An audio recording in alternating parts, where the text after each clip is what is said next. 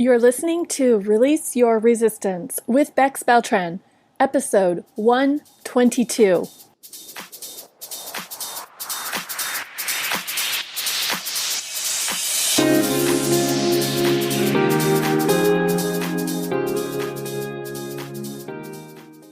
Welcome to Release Your Resistance. This is Bex. The only reason why any of us don't have what we want in life is because of our own resistance. Right now, I'm learning how to recognize and release my resistance, and this podcast tells you how you can release your resistance so that you can live the exact life that you want. Let's get started. We have come a long way in learning about and practicing letting go and surrender. Do you feel a shift in yourself, in your perspective? Now that we are in the second half of this 8-week series, let's look at everything through a lens of abundance as opposed to scarcity.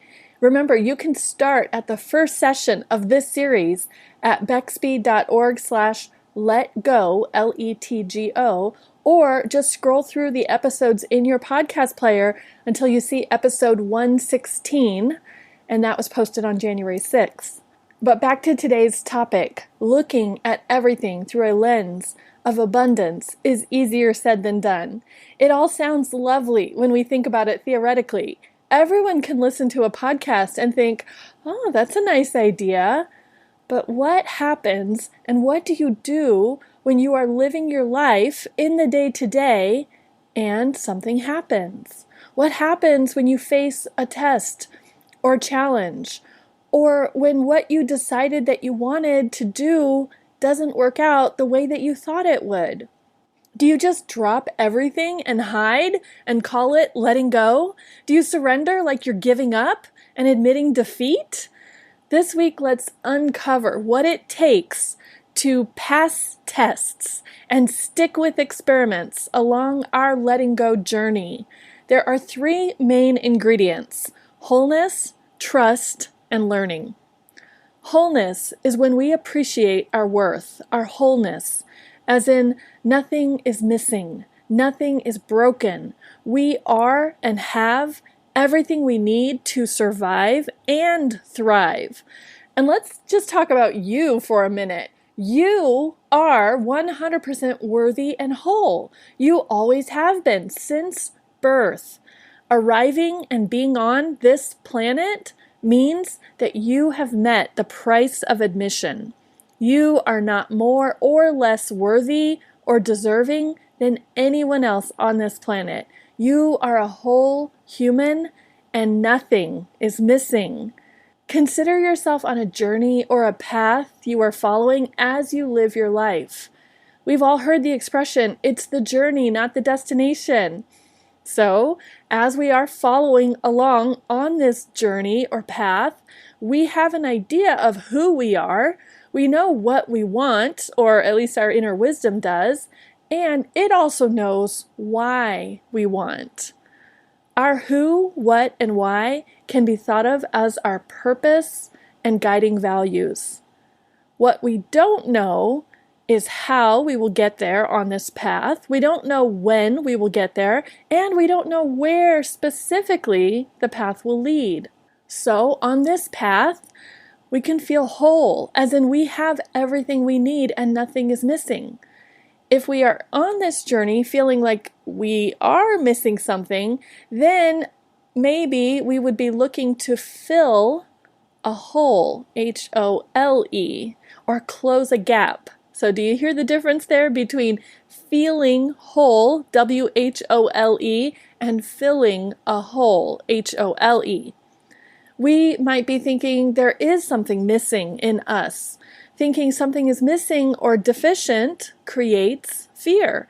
And as our minds detect fear, we lean towards lack or scarcity. If we remind ourselves that we are whole and nothing is missing, we can lean towards abundance and wholeness. One of my favorite expressions in recent years is, you can never get enough of what you don't really need. When we think of ourselves as whole, we realize we don't need anything to fill that other kind of hole. When we know we are whole, we know there is nothing missing. When we try to fill up or fill a hole with something that we think is missing, it's not really going to fill us up because there is no hole. We are whole. Sometimes our ego or the mind, out of a sense of threat or wanting to protect, may suggest that we're not whole. We may get the idea that we are not okay. Can I still feel whole even if I don't get what I want or what I think I need? Can I still feel whole when the ego tells me I am missing something or I would be better if I had something? This is my wholeness being tested. It's not an external test from an outside teacher or an organization where I will get a passing or failing grade that will go on a record and decide my future opportunities. No, this test is a way for me to learn about myself when I notice that I do not control and when things do not go the way I prefer. Everything that I'm sharing right now sounds a little vague and theoretical, even to me, I'll admit, and I'm the one saying it. And the reason why it is so hard to explain is because this is not a one-size-fits-all explanation. We all have different experiences and associations with the word test. Some people have test anxiety. Some people love to ace tests. If it helps, think of tests in the context of this question. How can you show yourself you know what you know?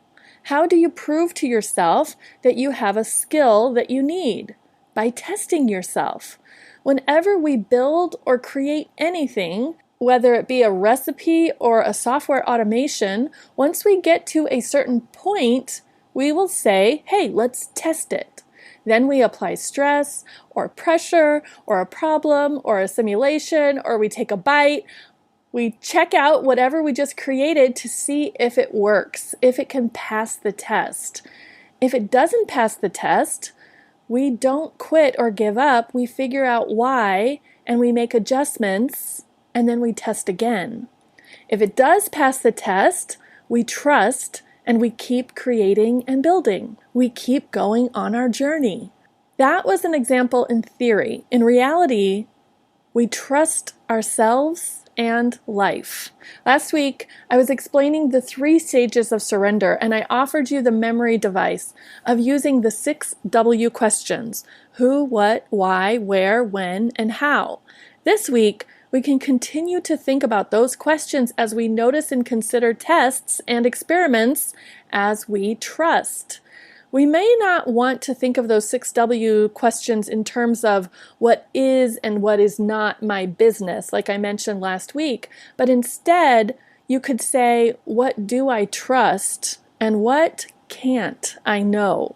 I do trust what I want. I trust who I am.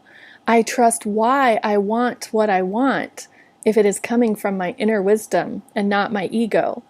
I cannot know when I will get what I want or where the solution or delivery will come from or how things will unfold as I go about my life. You always have the option to trust or distrust. Think of how you feel when you trust. Think of how you feel when you do not trust. Sometimes we don't allow ourselves to trust out of a sense of protection. When this happens, we can check to see if we are protecting ourselves from a true threat or from a possible future threat or some unknown that may not even happen and cannot be known in advance. We can consider if our self-protection is helpful or overbearing / trying to control. My theory is that tests can be our own internal decision-making points, not some outside authority consciously testing us. There is a sense of relief in choosing to think, oh, this is just a test. We can ask ourselves, what is this testing? Why is this test showing up? Or what will I learn about myself from this test? And as we go, as we notice our tests, we commit to continue to learn. When I was a teenager, I tutored a little girl in elementary school. Her parents and her teacher both told me it was important that I point out when she made a mistake or got something wrong because that's how she learned. At the time, it felt a little aggressive, maybe rude, and it seemed like a novel idea to my teenage brain. We learn better when someone points out our mistakes. But now, after years of application and experimentation and learning, I get it. Sometimes the lessons that stand out the most are when we failed, or when we were called out for being wrong, or had to learn something the hard way. Think about everything you know now that serves you and makes your life meaningful and enjoyable, and even just the things that you know that make your life operational and bearable. How do you know what you know? How did you learn it? What have you learned and figured out in just the past 5 years? What will you learn in the next 5 years? You can think of everything you are trying and failing and succeeding and testing as experiments. Just like the scientific method, your life on this path can just be a series of observations, hypotheses, experiments, and analysis. Sometimes your hypotheses will prove true. Sometimes your conclusions will show that you were way off. So you start a new experiment. It is all learning. Here is this week's verse to practice surrender. Let me remember my inner wisdom is always present. Give me awareness. Let me see the bigger picture. I know I am rational. Let me also be imaginative and creative. Let me discern between intuition and primal fear. Let me know who I am. Let me surrender. This week we have moved up to the third eye chakra. This energy center is all about imagination and insight. The idea here is to make decisions without emotional attachment. Sounds like trusting ourselves and letting go, right? In Maslow's hierarchy, we are staying at the fourth level, esteem. We are noticing our personal acceptance and self-belief. Here are some journal prompts for this week.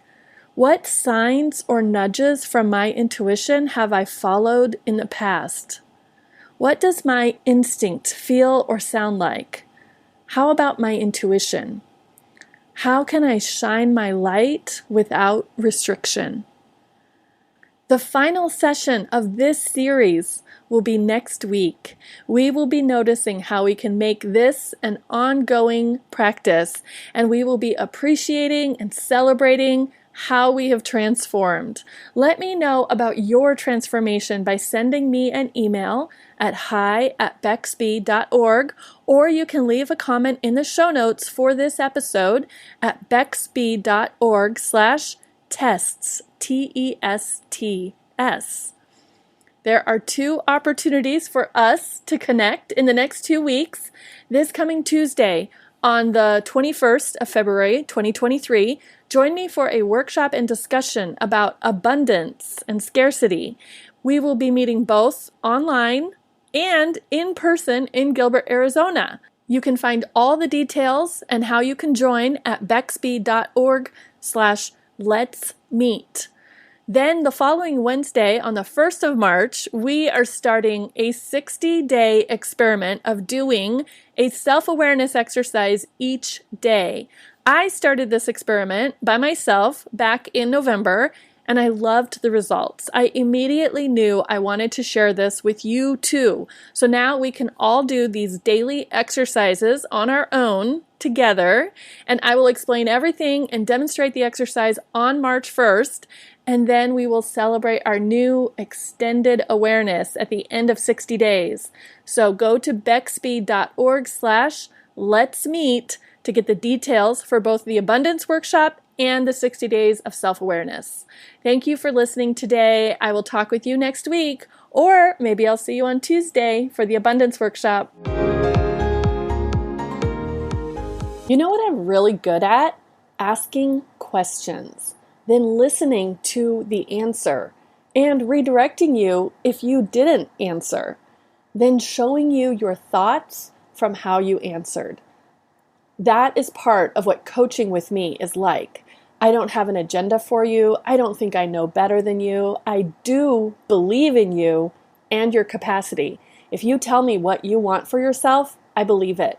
I can see it for you. I can show you the thoughts that are keeping you from getting what you want. Then you can drop those thoughts and go get what you want. Coaching really works. Come to my site at bexby.org/coaching and book a session with me.